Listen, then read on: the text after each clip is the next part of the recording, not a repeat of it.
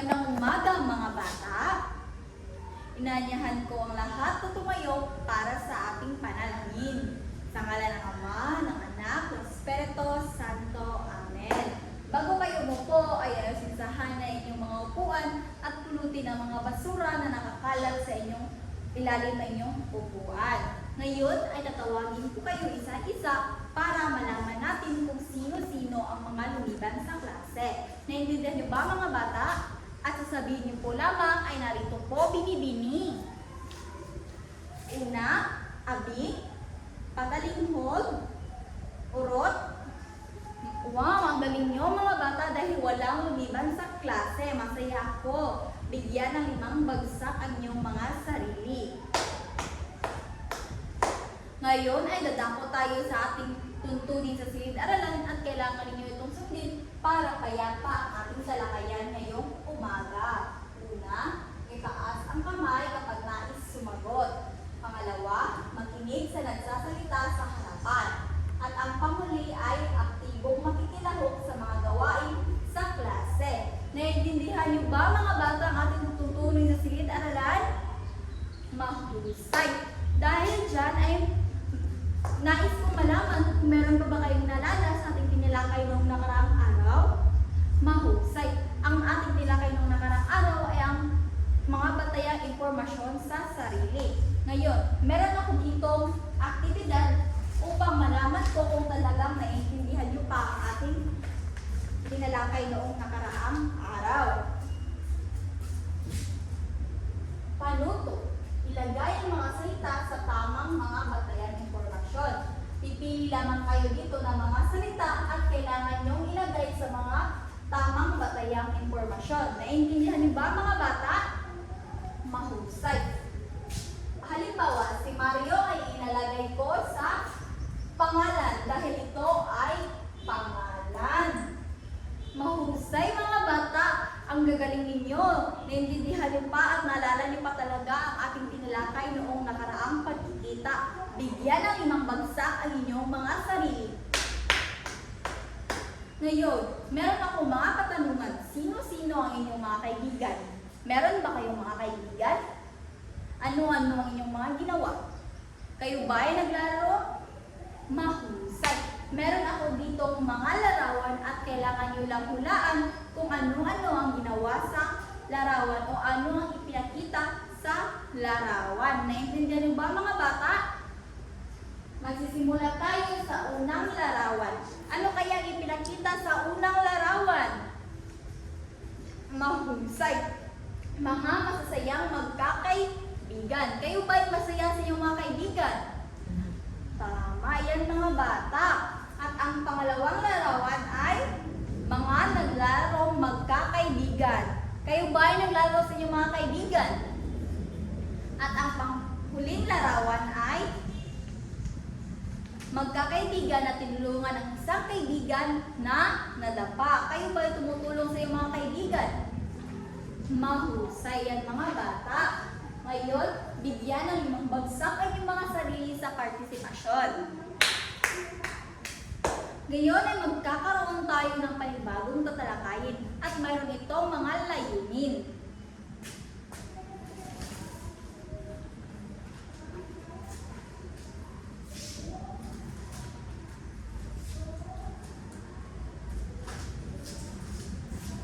Ang mga mag-aaral ay nasahang makamit ang mga layunin na nais nyo makamit pagkatapos ng talakayan. Unang layunin ay naikumpara ng mga mag-aaral ang wastong paraan sa di-wastong paraan ng pakikipagkaibigan. Mamaya mga bata ay maikukumpara ninyo ang wasto at di-wastong paraan ng pakikipagkaibigan. Naiintindihan niyo ba mga bata? Ang pangalawang layunin ay naipapakita ng mga mag-aaral ang pagpapahalaga sa pagkakaibigan sa pamamagitan ng pakikilahok sa pagbabahagi ng kanilang mga wastong mga positibong karanasan. Mamaya ay magbabahagi kayo ng mga karanasan kasama ang inyong mga kaibigan. At ang panghuling layunin ay nakagagawa ng simpleng larawan sa pamamagitan ng pagguhit na may iba't ibang kulay na kumakatawan sa pagkakaibigan. Kayo ba ay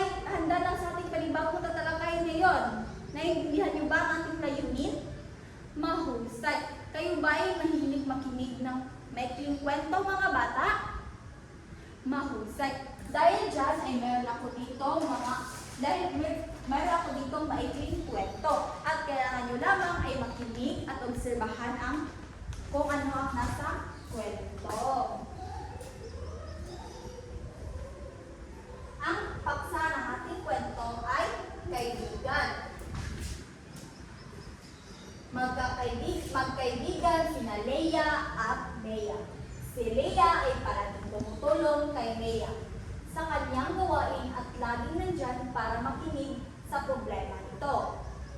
Ngunit si Ben, kaklase nila, ay madalas mang-asar at manakit ng damdamin. Isang araw, sinabihan si Mea ni Ben na pangit ang kanyang damit.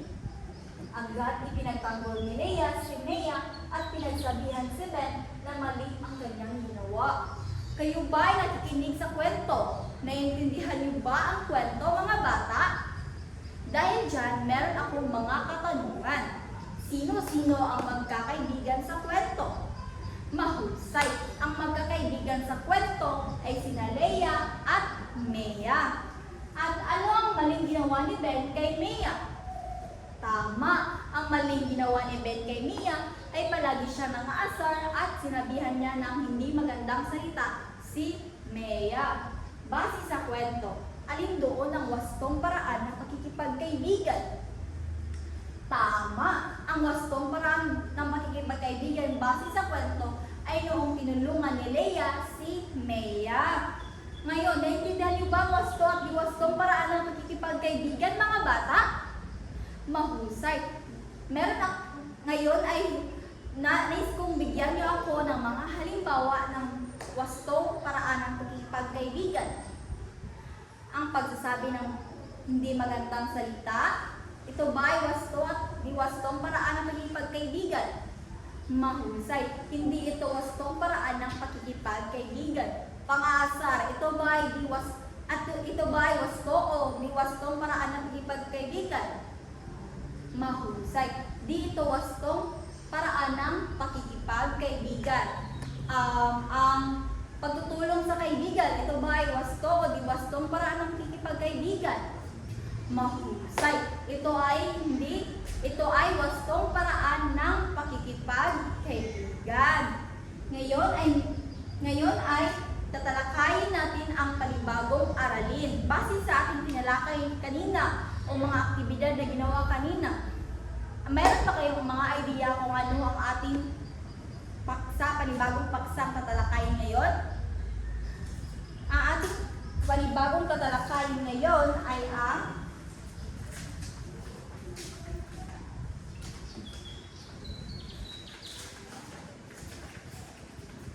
pagkakaroon ng sariling kaibigan. Kayo ba ay nasasabik sa ating panibagong tatalakayin ngayon?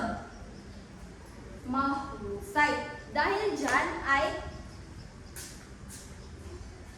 dadako tayo sa ating instructions.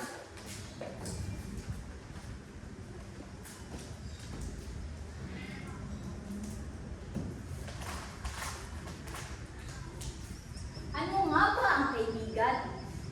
Ang kaibigan ay isang tao na malapit sa iyo na iyong pinagkakatiwalaan at nagmamahal sa iyo.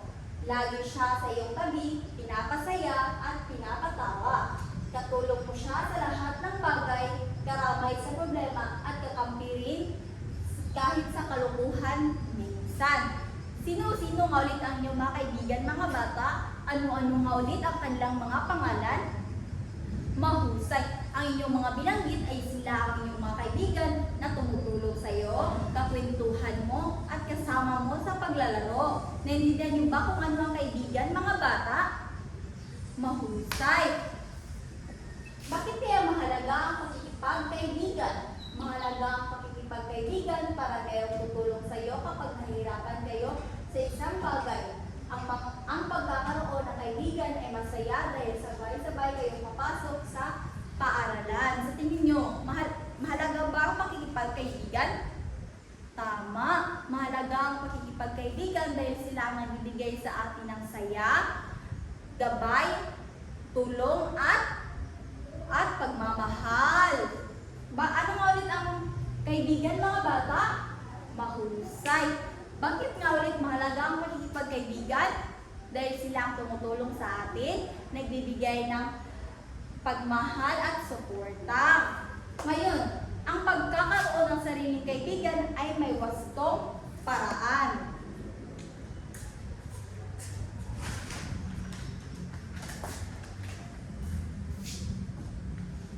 Ang pagkakaroon ng isang kaibigan ay may wastong paraan. Una, magpakita ng kabutihan at paggalang sa iba.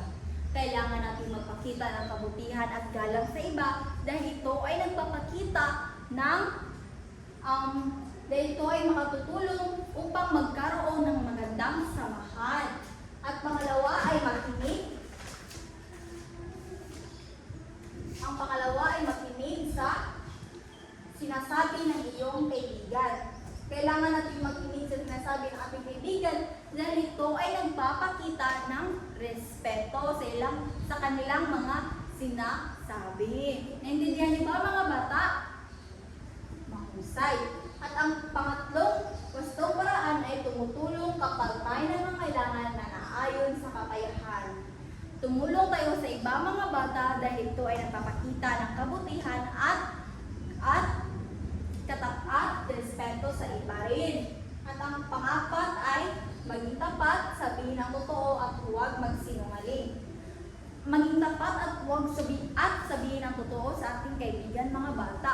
Dahil ito ay nagpapakita ng katapatan sa iyong kaibigan. Naintindihan niyo ba mga bata? Mahusay. At ang panghuli ay pakikipag-usap ng mahinahon.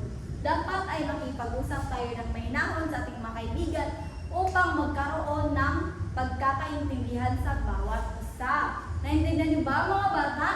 Ano-ano nga ulit ang 5 wastong paraan ng pakikipagkaibigan? Magpakita ng kabutihan at magalang sa iba. Makinig at pakinggan ang sinasabi ng iyong kaibigan. Tumulong kapag may nangangailangan na naayon sa kakayahan. Pang-apat, maging tapat, sabihin ang totoo at huwag magsinungaling. At ang panghuli ay pakikipag-usap ng mahinahon. Naintindihan niyo ba mga bata? Dahil dyan ay magkakaroon tayo ng aktibidad. Meron ako ditong gamit at kailangan nyo lang ipasa-pasa ito sa iyong mga kaklase habang ang tugtog ay kumakanta. At kapag huminto na ang tugtog at kung sinong mag-aral ang nakahawak ng gamit ay siyang magbabahagi sa harap kung ano ang kanyang magandang karanasan kasama ang kanyang kaibigan. Naintindihan niyo ba mga bata? Isang simpleng positibong karanasan lamang ang inyong ibabahagi dito sa harapan. Halimbawa, ang kaibigan ko ay si Ana. Si Ana ay mapagbigay ng kaibigan. Palagi niya akong binibigyan ng pagkain sa tuwing wala akong makain sa oras ng recess. Naintindihan niyo ba mga bata? Ang galing niyo mga bata, bigyan ng magaling clap ang inyong mga sarili. Magaling, magaling, magaling. Nakita ko talaga na sobrang napapahalagahan ninyo ang inyong mga ginawa sa inyong mga kaibigan, mga bata, at patuloy lang inyo itong gagawin. Ngayon ay magkakaroon tayo ng gawain. Kayo ba ay nasasabik para sa ating gawain mga bata? Mahusay. Ang ating gawain ay tinatawag na ang kulay ng ating pagkakaibigan. Panuto. Bibigyan ko kayo ng 7 minuto para gumuhit ng isang larawan. Maaaring ito ay simpleng batang lalaki o isang simpleng batang babae at mamili kayo ng kulay na ayon sa iyong kaibigan. Maaaring siya ay dilaw, nangangahulugan ng masayahin na kaibigan. Kung ang inyong kaibigan ay isang masayahin, ay pipili kayo ng kulay dilaw. At ang kulay asul ay nangangahulugan ng mabait na kaibigan. At kung sa tingin niyo ay mabait ang inyong kaibigan, ay kukulayan niyo siya ng kulay asul. At ang pangatlo ay ang pula, nangangahulugan ng mapagmahal na kaibigan.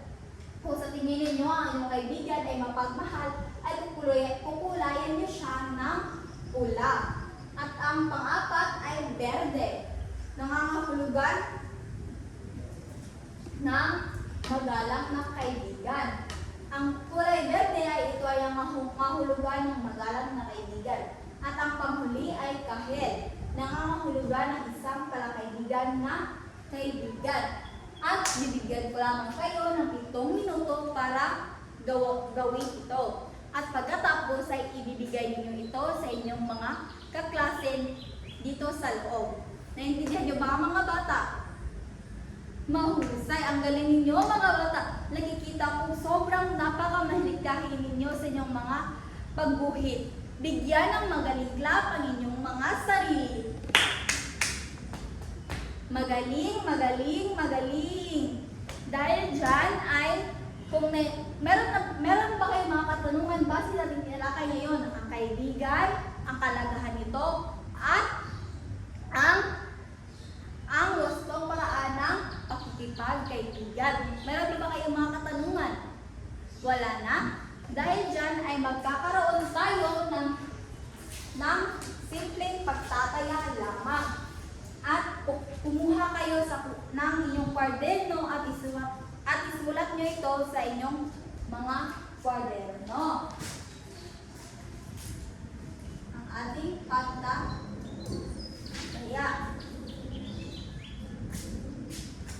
Panuto. Isulat sa patlang ang puso kung ang pag-usap ay nagpapakita ng mabuting kaibigan at bituin naman kung hindi nagpapakita ng mabuting kaibigan. Naintindihan niyo ba ang panuto mga bata? Isusulat niyo ito sa inyong mga kwaderno. At babasahin natin ang ikauna, ang pagbibigay ng bahagi ay iyong pagkain sa iyong kaklase na walang baon ay nagpapakita ng mabuting kaibigan. Ito ba ay nagpapakita ng mabuting kaibigan mga bata? Ano ang isusulat kapag nagpapakita ng mabuting kaibigan? Tama, puso. Ito ay puso. At ang panghuli ay ang pagkuha ng gamit ng inyong kaklase na walang paalam ay nagpapakita ng mabuting pagkakaibigan.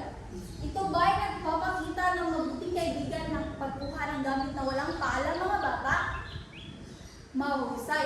Ay hindi ito nagpapakita ng mabuting pagkakaibigan. Ano ang isusulat kapag hindi nagpapakita ng mabuting kaibigan? Tama, ang isusulat nyo lamang ay bituin. Ngayon ay dadako tayo sa ating takdang aralin mga bata. Handa na ba kayo sa ating takdang aralin? Mahusay. Dahil dyan, ang ating takdang aralin ay tinatawag na liham ng ating tinatawag na liham para sa kaibigan.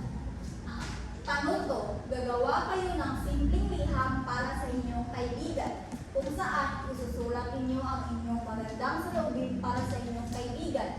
Halimbawa, meron ito halimbawa mga bata. Mahal kong Maria, maraming salamat dahil palagi tayong naglalaro.